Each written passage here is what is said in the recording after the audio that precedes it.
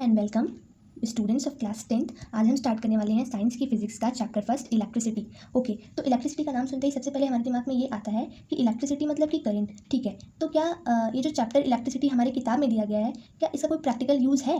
सबसे पहला सवाल आता है कि क्या इसका कोई प्रैक्टिकल यूज़ है कि नहीं है। तो जाहिर सी बात है कि हम अपने हर रोज़ की लाइफ में बिना लाइट के, क्या हम बिना इलेक्ट्रिसिटी के रह सकते हैं? क्या बिल्कुल भी नहीं रह सकते। हमें हर रोज़ बल्ब की ज़रूरत होती है ताकि हम पढ़ाई कर सकें, हमें पंखे की ज़रूरत होती है ताकि हम अपने आप को गर्मी से बचा सकें, और ऐसे ही बहुत ढेर सारी चीज़ें हैं जिनका हम इस्तेमाल करते हैं, यानी कि करंट का, इलेक्ट्रिसिटी का हम इस्तेमाल करते हैं ताकि हमारी लाइफ थोड़ी सी ईजी बन जाए। तो इसीलिए इस चैप्टर को पढ़ने का मकसद बहुत बड़ा है ताकि हमें इन सब चीज़ों के बारे में ज़्यादा जानकारी मिले। तो ठीक है, सबसे पहले जो हमारे सिलेबस के अकॉर्डिंग सबसे पहली चीज़ आती है करंट के बारे में। ठीक है, तो सबसे पहले हम पढ़ते हैं कि चार्ज क्या होता है। ठीक है, electric current constitute of charge motion. ठीक है, जो हमारा करंट होता है, यानी कि इलेक्ट्रिक करंट जो हम कहते हैं ना कि करंट मार दिया उस इंसान को, तो करंट लग गया उसको, तो करंट एक्चुअली में होता क्या है, तो इसे हम चार्ज से समझते हैं। ठीक है, तो सबसे पहले देखते हैं कि चार्ज क्या होता है। ठीक है, अच्छा, चार्ज के बारे में हमने पढ़ा हुआ है ना कि मतलब कि इलेक्ट्रॉन फ्लो करते हैं, प्रोटॉन्स, मतलब प्रोटॉन्स नहीं फ्लो करते, लेकिन इलेक्ट्रॉन एक जगह से दूसरी जगह पे मूव करते हैं। एक्चुअली जो इलेक्ट्रॉन होते हैं और जो प्रोटॉन होते हैं, इन्हीं को चार्ज कहते हैं हम। ये हमारा समझने का तरीका है, लेकिन अब ऐसा तो है नहीं ना कि हम एग्जामिनर को किस तरीके से समझाएंगे। तो इसके लिए हमने एक प्रॉपर डेफिनेशन बना रखी है।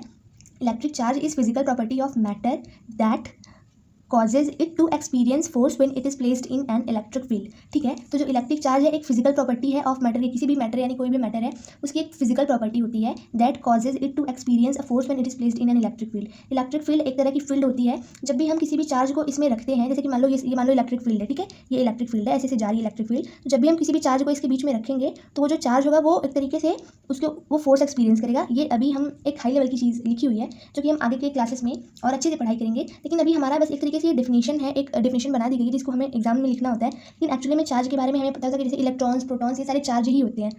बस ये एक उनकी प्रॉपर डेफिनेशन है। ठीक है, जिसको कि हमें एग्जाम्स के लिए रखना पड़ता है। ठीक है, तो हमें समझ में आ गया जो चार्ज होते हैं वो दो प्रकार के होते हैं, एक पॉजिटिव चार्ज होता है और एक नेगेटिव चार्ज होता है। ठीक है, उसके बाद मैंने लिखा हुआ है same charges repel each other while opposite charges attract each other. मैंने बोला कि चार्ज दो टाइप के होते हैं, एक पॉजिटिव चार्ज, एक नेगेटिव चार्ज। पॉजिटिव चार्ज मतलब प्रोटॉन्स और नेगेटिव चार्ज मतलब इलेक्ट्रॉन्स। अच्छा ठीक है, मैंने लिखा है same charges repel each other while opposite charges attract each other. Same charges एक दूसरे को रिपेल करेंगे, यानी कि एक दूसरे को दूर भगाएंगे। जैसे कि मान लो कि अगर मैंने एक पॉजिटिव चार्ज यहाँ पे लिया और दूसरा पॉजिटिव चार्ज यहाँ पे लिया, तो ये पॉजिटिव चार्ज और ये पॉजिटिव चार्ज, ये तो लाइक चार्जेस हैं, सेम चार्जेस हैं, तो ये इसको, ये वाला जो है ये उसको कहेगा कि तुम उधर भागो, और ये वाला उसको, मतलब ये एक दूसरे से दूर भागेंगे। ये पॉजिटिव चार्ज एक दूसरे से दूर भागेंगे। अगर मैंने नेगेटिव चार्ज और नेगेटिव चार्ज ले लिया है तो ये लोग भी एक दूसरे से दूर भागेंगे। ठीक है, मतलब एक दूसरे को रिपेल करेंगे, एक दूसरे से दूर भागेंगे। लेकिन अगर मैंने एक पॉजिटिव चार्ज लिया और एक नेगेटिव चार्ज लिया तो ये इसकी तरफ अट्रैक्ट होगा और ये इसकी तरफ अट्रैक्ट होगा, दोनों एक दूसरे के पास आएंगे। तो ये होता है, यही मैंने लिखा कि same charges repel each other, same charges एक दूसरे को दूर भगाते हैं, while opposite charges attract each other. लेकिन जो अपोजिट चार्जेस होते हैं, यानी कि अगर मैंने एक पॉजिटिव और एक नेगेटिव ले लिया तो ये दोनों एक दूसरे को अट्रैक्ट करेंगे। ठीक है, हाँ, it is represented by Q. जो चार्ज होता है उसको हम रिप्रेजेंट करते हैं क्यू से। अब देखो, ये जो रिप्रेजेंटेशन होता है कि मैंने किसी भी चीज़ को इस तरीके से रिप्रेजेंट कर दिया, ये सारी चीज़ें साइंटिस्ट लोग बनाए हुए होते हैं, तो हमें इन चीज़ों को फॉलो करना होता है। आगे चल करके हमें इसके बारे में और ज़्यादा अच्छे से जानकारी मिलती है। ठीक है, और मैथमेटिकली हम इसको कहते हैं, यानी कि अगर एक तरीके से मैं बोलूँ कि फॉर्मूले के फॉर्म में, तो फॉर्मूले के फॉर्म में कुछ इस तरीके से लिखा जाता है, Q is equals to N E के फॉर्म में। ठीक है, ये एक फॉर्मूला है, Q is equals to N E, यानी चार्ज को हम Q is equals to N E लिखते हैं, जहाँ पे एन है +-1 +-2 +-3 और E is equals to charge on electron है। ठीक है, ओके, तो ये हमने चार्ज के बारे में हमें ये पता चला कि चार्ज क्या होता है, वही इलेक्ट्रॉन्स वही प्रोटॉन्स, उन्हीं को हम चार्ज कहते हैं। चार्ज दो टाइप्स के होते हैं, पॉजिटिव चार्ज, एक नेगेटिव चार्ज होता है। ठीक है, सेम चार्जेस एक दूसरे को दूर भगाते हैं, लेकिन जो अपोजिट चार्जेस होते हैं एक दूसरे को अट्रैक्ट करते हैं। ठीक है, इसके हम फॉर्मूले को इस तरीके से लिखते हैं, Q is equals to N E, यहाँ पे एन है 1 2 3 4, या तो प्लस या तो माइनस। ठीक है, 1 2 3 4। ठीक है, और ये मतलब इन्फाइनाइट तक जाता है, और यहाँ पे जो ई है वो है चार्ज ऑन इलेक्ट्रॉन। तो इसकी यूनिट हम कूलॉम्ब लिखते हैं। क्यों? क्योंकि मतलब कि ये एक पर्टिकुलर साइंटिस्ट के नाम पे रखा गया है कूलाम, तो उन्हीं के रेस्पेक्ट में हम इसकी यूनिट को कूलाम देते हैं। ठीक है, ओके, अब हम देखते हैं इलेक्ट्रिक करंट। मैंने लिखा है the rate of flow of charge is called electric current, यानी कि चार्ज किस तरीके से फ्लो होता है, rate of flow of charge, यानी कि कितने टाइम में कितना चार्ज फ्लो होता है, उसको हम बोलते हैं इलेक्ट्रिक करंट। जैसे कि मान लो कि अगर मेरे पास ये पेन है, ठीक है, मेरे पास ये पेन है, यहाँ ये पेन है मेरे पास, मैंने कहा कि मैं 2 तक काउंट करूँगी, 1 2, उतने में से कितने यहाँ पे कितने चार्जेस यहाँ पे फ्लो किए हैं, कितने नंबर ऑफ चार्ज यहाँ पे फ्लो किया, उसी को बोलते हैं हम करंट। ठीक है, तो यहाँ पे मैंने लिखा the rate of flow of charge is called electric current. ठीक है, मैंने बोला कि 2 सेकंड में इस पेन से होकर के कितने इलेक्ट्रॉन्स जा सकते हैं, इस पेन से होकर के 2 सेकंड में, तो उसी को बोलते हैं rate of flow of charge, यानी कि कितने टाइम में कितने इलेक्ट्रॉन्स, यानी कितने की चार्ज फ्लो किए हुए हैं। मैथमेटिकली इसको लिखते हैं I is equals to Q upon में टी। ठीक है, यानी कि चार्ज फ्लो हुए कितने टाइम में, उसी को बोलते हैं हम करंट। ठीक है, इसकी यूनिट होती है, जैसे चार्ज की यूनिट होती है कूलाम और टाइम का होता है सेकंड, तो कूलाम पर सेकंड और एम्पियर, यानी कि करंट का एक्चुअल यूनिट है वो एम्पियर एक साइंटिस्ट के नाम पे रखा गया है। जिसको हम ए से भी रिप्रेजेंट करते हैं शॉर्ट फॉर्म में, ठीक है। अब यहाँ पे मैंने एक नोट लिख रखी है, the direction of current, electric current is opposite to flow of electron, ठीक है। क्योंकि मान लो मेरा अगर ये वायर है, अगर मैं कह रही हूँ ये है मेरा वायर, ठीक है। अगर मैं कह रही हूँ कि करंट इस डायरेक्शन में फ्लो कर रहा है, यानी करंट इस डायरेक्शन में फ्लो कर रहा है, यानी कि जो इलेक्ट्रॉन है वो उसकी अपोजिट डायरेक्शन में फ्लो करेंगे। यानी कि अगर मैं बोल रही हूँ, जैसे कि अगर मेरे पास ये पेन है, ठीक है, इस पेन में जो इलेक्ट्रॉन है वो इधर से इधर मूव कर रहे हैं, यानी कि इलेक्ट्रॉन इधर जा रहे हैं इधर, तो जो मेरा करंट है वो इस डायरेक्शन में फ्लो करेगा। अगर इलेक्ट्रॉन इधर जा रहे हैं तो करंट इस डायरेक्शन में फ्लो करेगा, यानी कि the direction of electric current is opposite to flow of electron, यानी जिधर इलेक्ट्रॉन फ्लो करेंगे उसके ऑपोजिट से करंट फ्लो करेगा, ठीक है। Okay, the current is measured by an instrument is called ammeter. जो करंट है हम उसको एक इंस्ट्रूमेंट से मेजर करते हैं, जिसको कि हम एमीटर बोलते हैं। बात करते हैं इलेक्ट्रिक पोटेंशियल डिफरेंस की, ठीक है। अब इलेक्ट्रिक पोटेंशियल डिफरेंस क्या होता है, इसके बारे में लिखा है मैंने, it may be defined as the work done to move a charge from one point to another point inside an electric circuit, ठीक है। देखो, इलेक्ट्रिक पोटेंशियल डिफरेंस को एक बहुत ही आसान तरीके से समझा जा सकता है। जैसे कि मैंने यहाँ पे मैं एक पाइप बना दे रही हूँ, ठीक है। ये रही, मान लो एक पाइप मैंने बना दी है, ये रही एक पाइप, ठीक है। इस पाइप को मैंने एकदम सीधा सीधा ऐसे रखा हुआ है। तो अगर मैं कहूँ कि इसमें से मुझे पानी फ्लो कराना है, तो क्या पानी का लेवल कुछ ऐसा सा होगा, ठीक है, यानी कि पानी कुछ इस तरीके से रहेगा। अगर वहीं इस पाइप को मैंने कुछ ऐसा बना दिया, तो जो मेरा पानी है वो ऊपर से जाके नीचे तक जा सकता है। यानी कि अगर हमको इस पाइप में अगर हमको पानी फ्लो कराना है, तो मैं चाहती हूँ कि पाइप में पानी फ्लो करे, एक जगह पे ऐसे रुका रहे, पानी ऊपर या नीचे जाए, तो मुझे इस पाइप को टेढ़ी रखनी पड़ेगी। मतलब कि कोई ना कोई, मतलब कि इसके एक एंड में और दूसरे एंड से, मतलब कि दोनों एक बराबर नहीं होनी चाहिए। थोड़ा सा अगर ऊपर नीचे होंगे तभी तो इसमें से पानी फ्लो करेगा कहीं से। क्योंकि देखो, ये हमारे पास सिलेंडर है, एक पाइप है, अगर मैंने इसको एकदम इस तरीके से रख दिया है तो क्या इसमें से पानी फ्लो करेगा? बिल्कुल नहीं फ्लो करेगा। फिर अगर मैंने इसको थोड़ा सा टेढ़ा किया तो पानी इधर से होता हुआ नीचे की तरफ चला जाएगा, इधर से होता हुआ नीचे की तरफ चला जाएगा। या फिर अगर मैंने इसको ऐसे कर दिया तो पानी उधर से होता हुआ नीचे की तरफ चला जाएगा। यानी कि पानी को, अगर मैं कहूँ कि अगर पानी को बहना है यहाँ से यहाँ, या फिर इस तरीके से पानी को बहना है, तो हमें थोड़ा सा डिफरेंस चाहिए होगा। इस वाले पॉइंट में और इस वाले पॉइंट में थोड़ा सा डिफरेंस चाहिए, यानी कि थोड़ा सा ऊपर, दोनों एक बराबर होंगे तो पानी नहीं फ्लो करेगा। लेकिन अगर एक ऊपर हो गया और एक पॉइंट नीचे हो गया, एक पॉइंट ऊपर हो गया एक पॉइंट नीचे हो गया, तब इसमें से पानी फ्लो कर सकता है, ठीक है, ठीक है। तब अब पानी यहाँ से आएगा और यहाँ पे चला जाएगा। लेकिन जब ऐसे था तब तक रुका हुआ था, ऐसे है तो रुका हुआ है। लेकिन जैसे मैंने इसको ऐसे कर दिया, अब जो है पानी यहाँ से यहाँ तक जाएगा। तो मैंने कहा कि डिफरेंस होना चाहिए इसके, इस पॉइंट में और इस पॉइंट में दोनों ऊपर नीचे होनी चाहिए, डिफरेंस होना चाहिए दोनों में। तो यही चीज़ इसमें भी लिखा था कि करंट भी ऐसे ही फ्लो होता है, पानी की तरह ही करंट भी फ्लो होता है। अगर ऐसे रहा हमारा तो नहीं फ्लो करेगा, लेकिन जहाँ भी ऐसे हुआ वो करंट फ्लो करेगा। अब यहाँ पे किसकी बात की गई है? It may be defined as the work done to move a charge from one point to another point inside the circuit, ठीक है। तो हम जो वर्क डन करते हैं ताकि जो हमारा करंट है वो एक जगह से दूसरी जगह पे फ्लो हो पाए किसी भी सर्किट में। जैसे कि मान लो ये मैंने कुछ सर्किट बना रखी है, ये मैंने कोई सर्किट बना रखी है, ठीक है। अगर करंट को फ्लो करना है यहाँ से लेकर के यहाँ तक, फिर यहाँ और फिर यहाँ, तो एक तरीके से ना वहाँ पे डिफरेंस होना चाहिए। और उस डिफरेंस को मैंने यहाँ का किया, तो ऐसे पानी का लेवल ऊपर नीचे होना चाहिए। यहाँ पे इस डिफरेंस को हम बोलते हैं पोटेंशियल डिफरेंस, ठीक है, पोटेंशियल डिफरेंस हम बोलते हैं। तो इलेक्ट्रिक पोटेंशियल डिफरेंस होता है, it may be defined as the work done to move a charge from one point to another point inside the electric circuit. तो हम इसी को बोलते हैं, यानी कि करंट फ्लो होने के लिए भी हमको एक डिफरेंस चाहिए होता है। जैसे कि पानी फ्लो होने के लिए अगर ये पाइप बराबर से रखी गई है ज़मीन से, तो ये करंट, अरे पानी नहीं फ्लो होगा, लेकिन हमने थोड़ा सा ऊपर नीचे पाइप को किया तो पानी अपने आप फ्लो होना शुरू हो जाएगा। तब फिर डिफरेंस चाहिए होता है। तो करंट के फ्लो होने के लिए भी एक डिफरेंस चाहिए होता है, जिसको बोलते हैं पोटेंशियल का डिफरेंस, इसी को बोलते हैं। यहाँ पे मैंने डिफिनेशन के थ्रू बताया है कि it may be defined as the work done to move a charge from one point to another point. हम जो वर्क डन करते हैं ताकि जो मेरा चार्ज है वो एक पॉइंट से दूसरी पॉइंट पर मूव हो पाए, इसी को हम बोलते हैं इलेक्ट्रिक पोटेंशियल डिफरेंस, ठीक है। अब इसको मैंने मैथमेटिकली लिखा हुआ है, work done to move a charge from one point to another point. इसको हम वी से रिप्रेजेंट करते हैं, इसको मैंने लिखा है work done to move a charge from one point to another point, ठीक है। उसके बाद इसकी मैंने यूनिट लिख रखी है जूल पर कूलम। इसको हम वोल्ट से भी रिप्रेजेंट करते हैं, एक्चुअली में वोल्ट से ही रिप्रेजेंट किया जाता है। ये वोल्टा नाम के एक साइंटिस्ट के नाम पे रखा गया, एक्चुअली सारे साइंटिस्ट के नाम पर ही रखे गए हैं, ओके। अब हम अगली बार, अभी तक मैंने क्या क्या पढ़ा? अभी तक मैंने बात किया कि क्या चार्ज क्या होता है, चार्ज एक प्रॉपर्टी होती है, एक फिजिकल प्रॉपर्टी होती है, ठीक है। उसके बाद मैंने बताया करंट के बारे में, फिर मैंने इलेक्ट्रिक पोटेंशियल डिफरेंस के बारे में बताया कि आखिर चार्ज में यानी कि करंट तभी फ्लो होगा जब हमारा पोटेंशियल डिफरेंस होगा, जब हमारी इस पाइप में ये पाइप एकदम बराबर होकर के थोड़ा सा ऊपर नीचे होगी, तभी तो मतलब एक पोटेंशियल डिफरेंस होना चाहिए वहाँ पे, तभी फ्लो करेगा चार्ज हमारा, तभी करंट फ्लो करेगा, ठीक है। हाँ, तो ये बताया मैंने। अब एक साइंटिस्ट थे हमारे जिनका नाम था ओम, ठीक है, इनका नाम ओम था, जॉर्ज साइमन ओम। तो इनके दिमाग में एक बात आई कि अच्छा, इन्होंने करंट के बारे में पढ़ा, फिर इलेक्ट्रिक पोटेंशियल डिफरेंस के बारे में पढ़ा। इन्होंने सोचा कि क्या दोनों में कोई रिलेशन है, यानी कि अगर मैं करंट को बढ़ाऊं किसी तरीके से तो इलेक्ट्रिक पोटेंशियल डिफरेंस बढ़ेगा कि घटेगा। तो इन्होंने एक बड़ी कमाल की चीज़ बाहर निकाली, इन्होंने थोड़ा बहुत एक्सपेरिमेंट वगैरह किया, और तब जाकर के इनके दिमाग में एक बहुत मस्त सा आइडिया आया, जो कि जिसको हम बोलते हैं ओम्स लॉ, या फिर हम ये भी कह सकते हैं कि this is the relation between voltage यानी कि इलेक्ट्रिक पोटेंशियल एंड करंट, ठीक है। तो इन्होंने कुछ ऐसा सा बोला था, यानी कि मैंने थोड़ा सा लिखा हुआ है, in 1827 a German scientist physicist found out a relation between current flowing through a circuit and potential difference across the circuit. यानी कि एक साइंटिस्ट थे जिन्होंने रिलेशन फाइंड किया था करंट में और पोटेंशियल डिफरेंस में अक्रॉस द सर्किट, और इनके अकॉर्डिंग इन्होंने क्या अपना फॉर्मूला दिया था वो मैं यहाँ पे बताना चाहूँगी। इन्होंने बोला था according to Ohm's law the potential difference V across the ends of a given conductor or circuit is directly proportional to the current flowing through it provided its temperature remain same.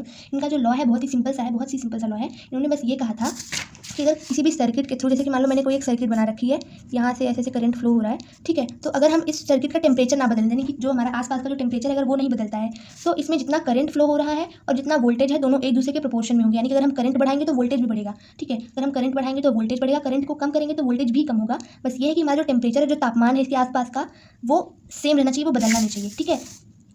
वैसे जो temperature की बात की गई है वो इसके circuit की बात की गई है। क्यों? क्योंकि जब भी देखते हैं हम कि जब हम ज़्यादा करंट फ्लो कराते हैं कहीं से भी तो वो चीज़ गर्म होने लगती है और वहीं पे टेम्परेचर हमारा बढ़ जाता है। तो यही एक पर्टिकुलर केस माना गया है कि हमारा जो टेम्परेचर है वो कांस्टेंट होना चाहिए, यानी कि टेम्परेचर बदलना नहीं चाहिए किसी तरीके से। वह फिर से देखते हैं the potential difference across the ends of a given conductor or circuit. किसी भी सर्किट के थ्रू जो पोटेंशियल डिफरेंस है वो potential difference is directly proportional to the current flowing through it. वो जो पोटेंशियल डिफरेंस होता है वो डायरेक्टली प्रोपोर्शनल होता है करंट के, provided its temperature remain same. मतलब उस सर्किट का, उस पर्टिकुलर सर्किट का अगर टेम्परेचर सेम है, जितना शुरू में था उतना अंत तक भी है, तब हमारा जो इलेक्ट्रिक पोटेंशियल डिफरेंस है यानी कि जो V है वो डायरेक्टली प्रोपोर्शनल टू R होगा, ठीक है।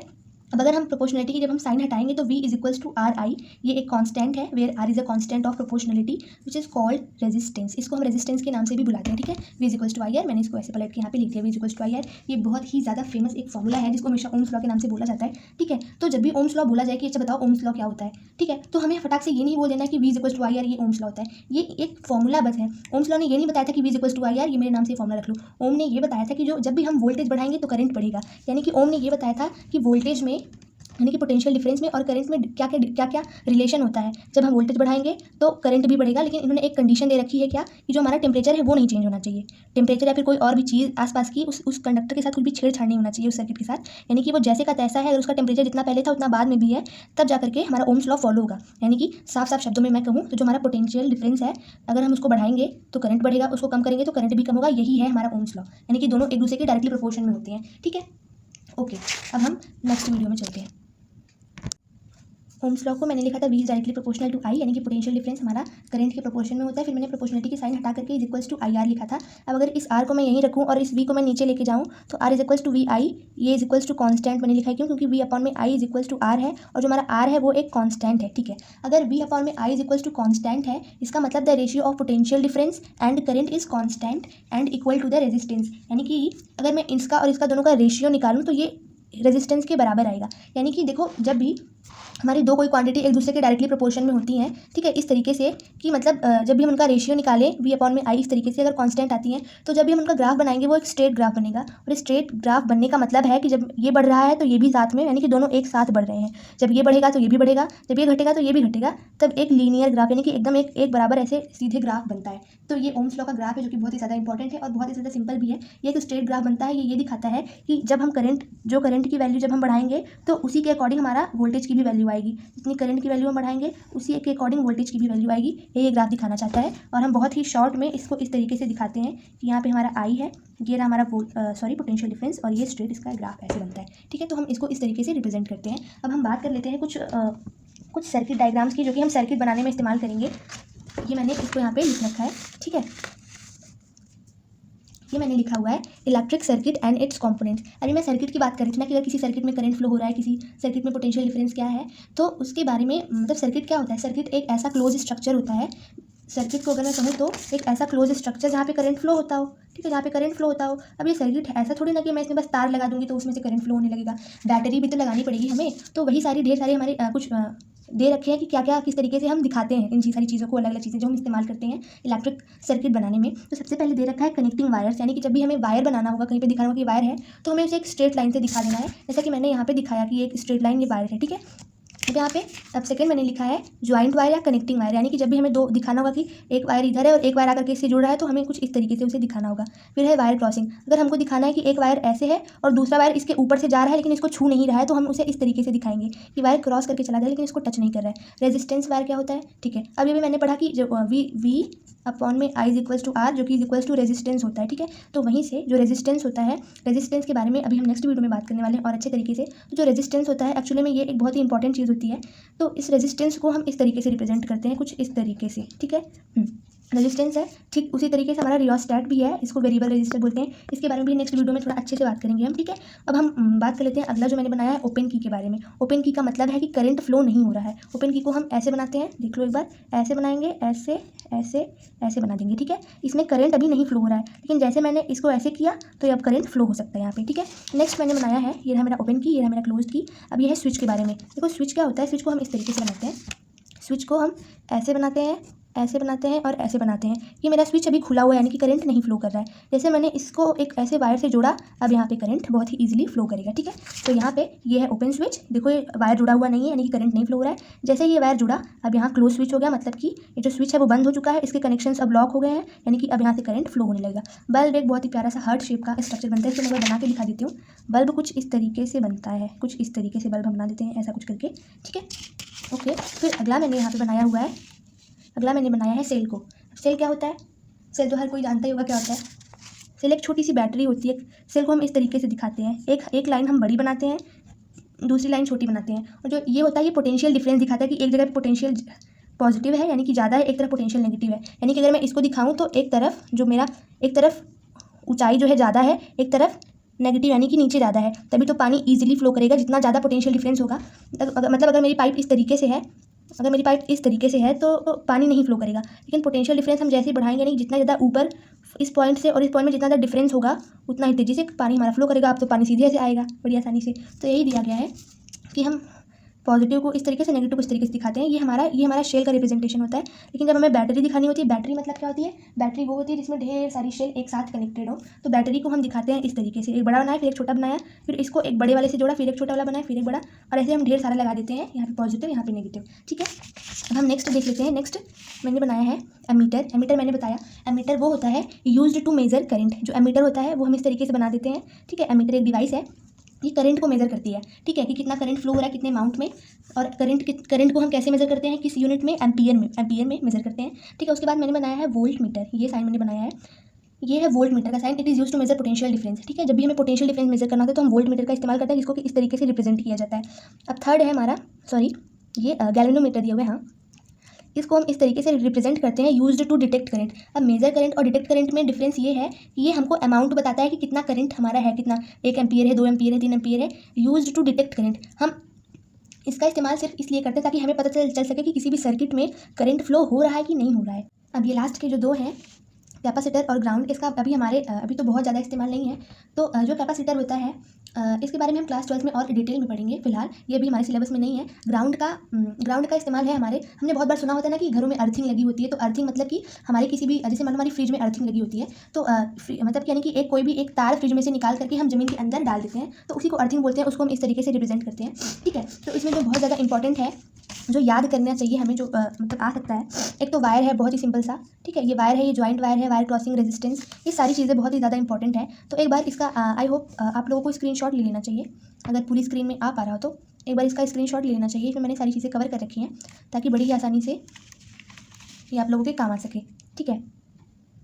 ओके, तो फिर आज के लिए सिर्फ इतना ही। मिलते हैं नेक्स्ट वीडियो में, जिसमें कि हम बात करेंगे कि रेजिस्टेंस क्या होता है, रेजिस्टर क्या होता है, जो कि मैंने यहाँ पे लिखा हुआ है, ठीक है। रेजिस्टेंस वायर यानी कि V/I = R, यानी कि जो हमने ओम्स लॉ पढ़ा है, इसमें जो मैंने ये R निकाला जो कि रेजिस्टेंस है, इसके बारे में हम लोग बहुत ही ज़्यादा डिटेल में पढ़ने वाले हैं कि ये क्या चीज़ होती है और रेजिस्टिविटी क्या होती है, इसके बारे में भी हम लोग पढ़ेंगे। तब तक के लिए अपना बहुत सारा ध्यान रखिए, बहुत अच्छे से रहिए आप लोग इस टाइम में। और अगर आपको वीडियो पसंद आए तो प्लीज़ कमेंट करके बता देना कि आपको क्या चीज़ नहीं समझ में आई, ताकि मैं अपनी गलतियों को इम्प्रूव करके आपके लिए एक बेटर स्टडी प्लान कर सकूँ। और बस, थैंक्स फॉर वॉचिंग।